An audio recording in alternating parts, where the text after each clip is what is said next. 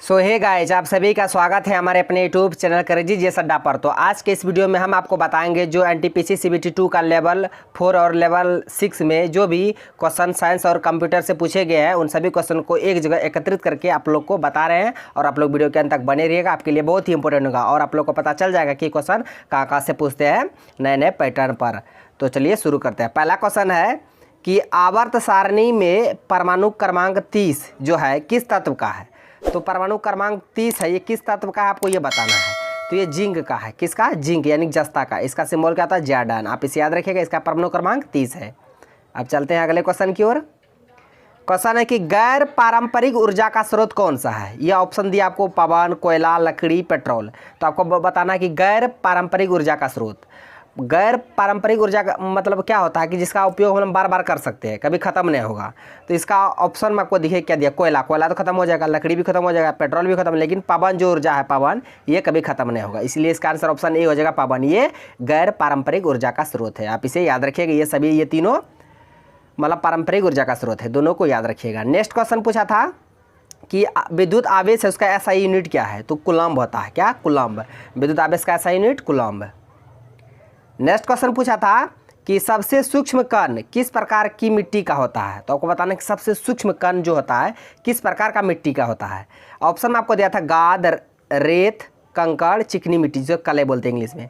तो इसका answer option D हो जाएगा, यानी चिकनी मिट्टी। चिकनी मिट्टी जो सबसे सूक्ष्म कण वाली मिट्टी है, आप इसे याद रखिएगा।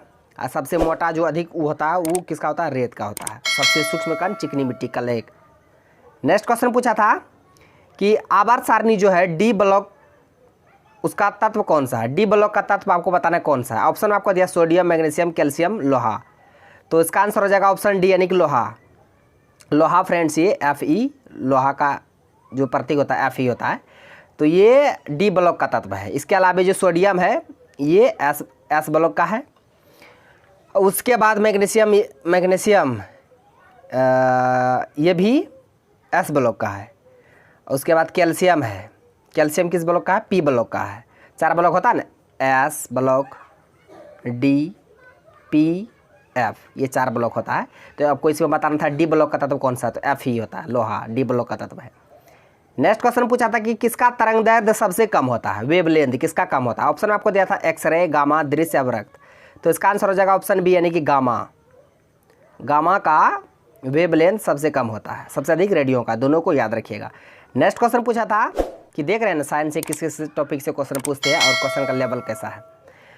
कि हेपेटाइटिस ए जो है डॉट डॉट डॉट की सूजन है जो हल्की सी गंभीर बीमारी का कारण बन सकती है। हेपेटाइटिस ए किससे संबंधित है आपको ये बताना है। तो ये यकृत में होता है। हेपेटाइटिस ए रोग किससे संबंधित है? किस अंग से? यकृत, लीवर से संबंधित है। नेक्स्ट क्वेश्चन पूछा था कि डॉट डॉट डॉट के कारण कोई पदार्थ अपनी ठोस अवस्था से सीधे गैस में परिवर्तित हो जाता है। क्या कहलाता है? ऊर्ध्वपातन, sublimation.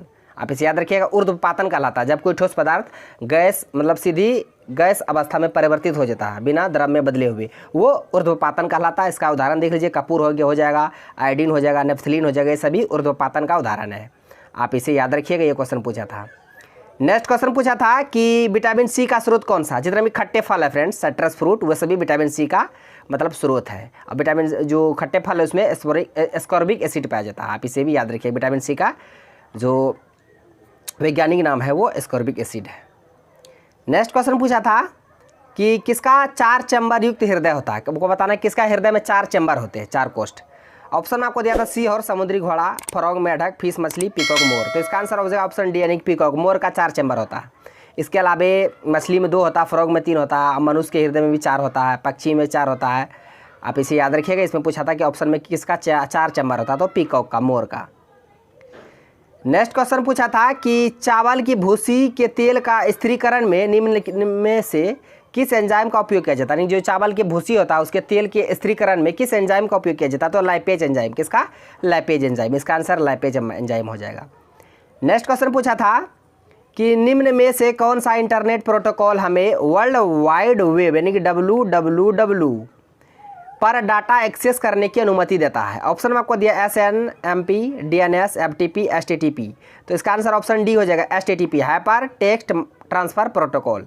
Hyper text transfer protocol इसका फुल फॉर्म होता है। इन्हीं के द्वारा जो वर्ल्ड वाइड वेब होता है उस पर डाटा एक्सेस करने की अनुमति देता है, HTTP। आप इसे याद रखिएगा। एक होता है HTML, hyper text markup language. आप फुल फॉर्म को भी याद रखिएगा, ये फुल फॉर्म टर्म से भी क्वेश्चन पूछते हैं जो कि कंप्यूटर से संबंधित है। नेक्स्ट क्वेश्चन है कि निम्न में से किसका उपयोग खाद्य उद्योग में केक, मफिन और कुकीज जैसे सेके हुए खाद्य पदार्थों में रासायनिक किण्वन कर्मक के रूप में किया जाता है?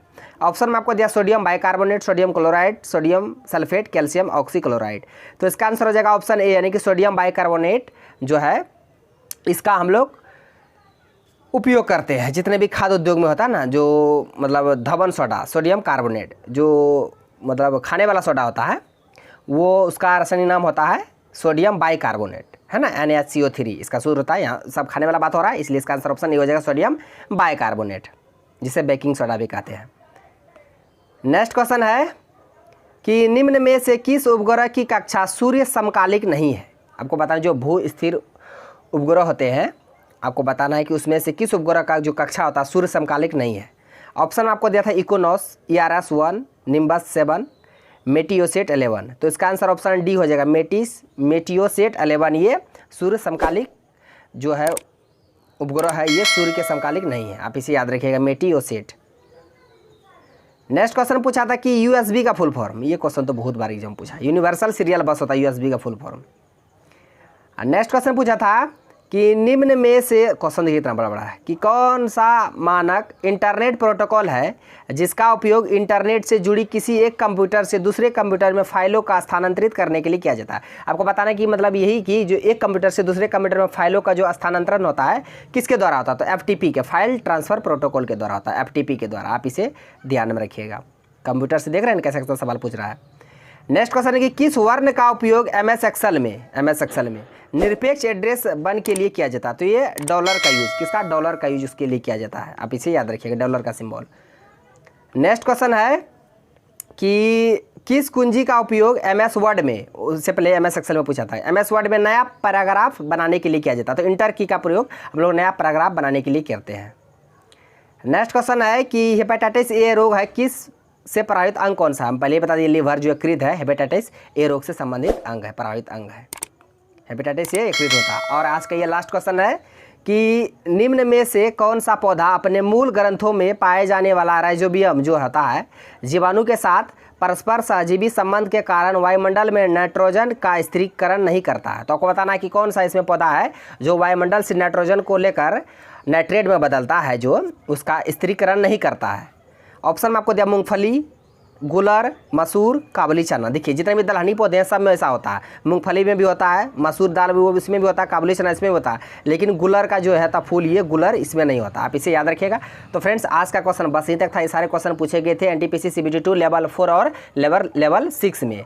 तो ये था क्वेश्चन का पैटर्न और आप लोगों को पता चल गया होगा क्वेश्चन किस तरीके से पूछते हैं और किस टॉपिक से पूछते हैं। तो आई होप सारे क्वेश्चन समझ गए होंगे। यदि आपको वीडियो अच्छा लगा तो मेरा वीडियो को लाइक कीजिए तथा मेरा यूट्यूब चैनल कर दीजिए जैसा डाक को सब्सक्राइब करें और बेल आइकन को भी हिट कर दीजिए ताकि हर एक लेटेस्ट वीडियो का नोटिफिकेशन तुरंत आप तक पहुंच जाए। Thanks for watching video. धन्यवाद। मिलते हैं नेक्स्ट वीडियो में नेक्स्ट टॉपिक के साथ।